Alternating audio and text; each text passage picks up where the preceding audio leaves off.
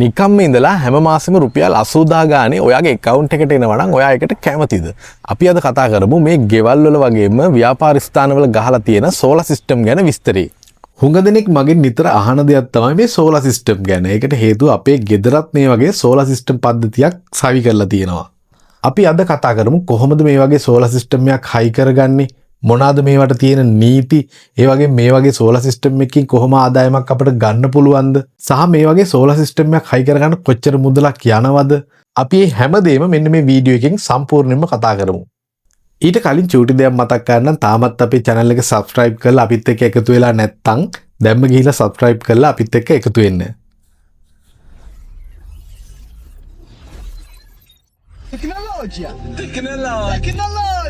හරි එහෙනම් අපි අද කතා කරමු solar system ගැන.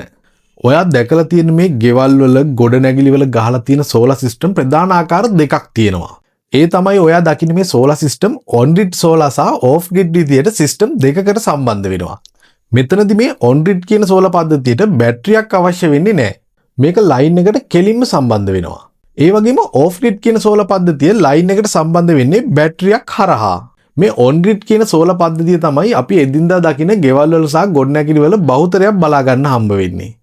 ඒ වගේම මිලාතින් ගත්තොත් මේ on grid solar පද්ධතියකට වඩා off grid solar පද්ධතියක් හයි කරගන්න තරමක් වැඩි මුදලක් වැය වෙනවා.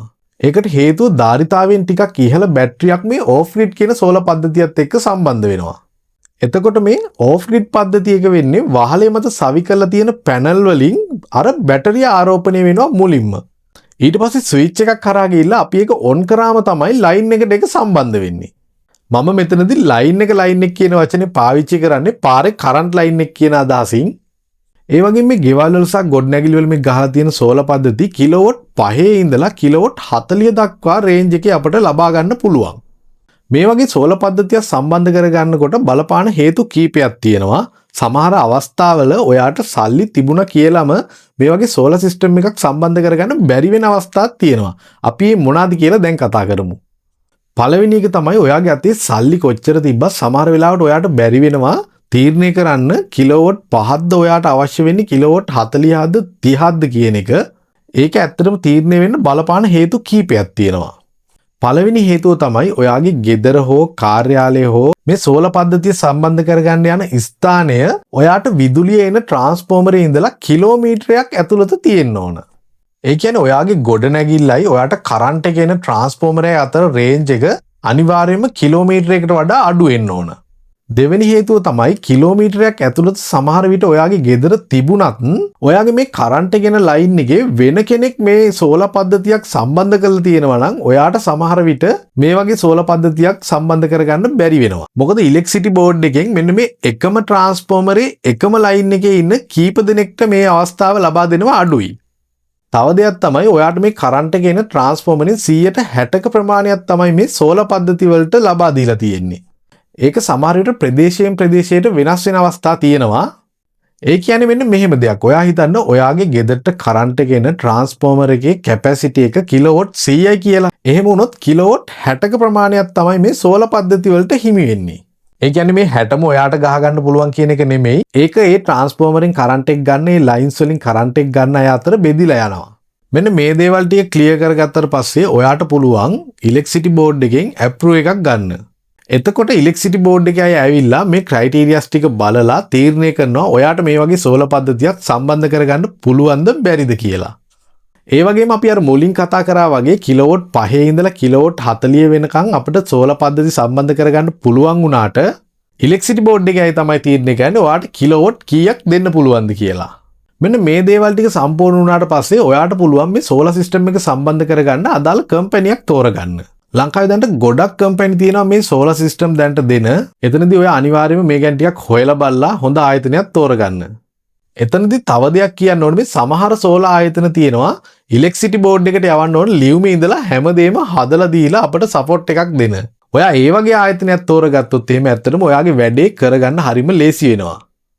අපි දැන් කතා කරමු මේ වගේ සෝලර් පද්ධතියක් අපි හයි කරගත්තම අපිට සාමාන්‍යයෙන් කීයක විතර ආදායමක් ගන්න පුළුවන්ද වගේම කොහොමද ඒක හම්බ වෙන්නේ කියලා.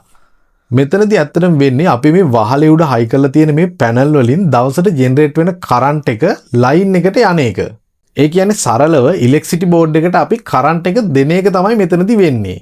මෙතනදී මේ සෝලාර් සිස්ටම් එක හයි කරන වෙලාවේ ඉලෙක්ට්‍රිසිටි බෝඩ් එකෙන් අපට ඇග්‍රීමන්ට් ෆෝම් එකක් දෙනවා. ඒ ඇග්‍රීමන්ට් ෆෝම් එකේ සඳහන් කරනවා යුනිට් එකක් ගන්න ප්‍රයිස් එක කීයද කියලා. දැන්ට නම් මම දන්න විදිහට තාම යුනිට් එක ප්‍රයිස් එක යන්නේ රුපියල් 27ක සීමාවේ. ඒ කියන්නේ අපේ සිස්ටම් එකෙන් නිකුත් වෙන එක යුනිට් එකකට මේගොල්ලෝ අපට රුපියල් 27ක මුදලක් ගෙවනවා. මේක ඇත්තටම එදා දවසට තියෙන හිරු එළිය කාලගුණෙත් එක්ක වෙනස් වෙනවා. හැබැයි හොඳ අවුවක් තියෙනවා නම් ඇත්තටම යුනිට් 100 120 අතර දවසට කිලෝවොට් 25ක පද්ධතියකින් ජෙනරේට් වෙනවා. එතකොට යුනිට් එකක් රුපියල් 27 ගානේ දවසට යුනිට් 100ත් 120ත් අතර වගේ ජෙනරේට් වුණොත් අපිට දවසකට රුපියල් 3000කට ආසන්න ආදායමක් ලැබෙනවා. හැබැයි මේ ආදායම දවසේ අවසානට අපේ account එකට වැටෙන්නේ නැහැ. මේක ඇත්තටම එකතු වෙලා මාසේ අවසානයේදී තමයි ජෙනරේට් වෙලා තියෙන යුනිට් ප්‍රමාණයට අදාළ මුදල අපේ account එකට වැටෙන්නේ. එතකොට මේ විස්තර ටික ඔක්කොම අපිට ෆෝන් එකට ඇප් එකක් හම්බ වෙලා තියෙනවා. මේ ඇප් එක හරහා බලා ගන්න පුළුවන් දවසට කොච්චර ජෙනරේට් වෙලා තියෙනවද, මාසෙට කොච්චර ජෙනරේට් වෙලා තියෙනවද, මේ අවුරුද්දට කොච්චර ජෙනරේට් වෙලා තියෙනවද. මේ ඔක්කොම විස්තර ටික මේ ඇප් එක හරහා අපිට බලා ගන්නත් පුළුවන්.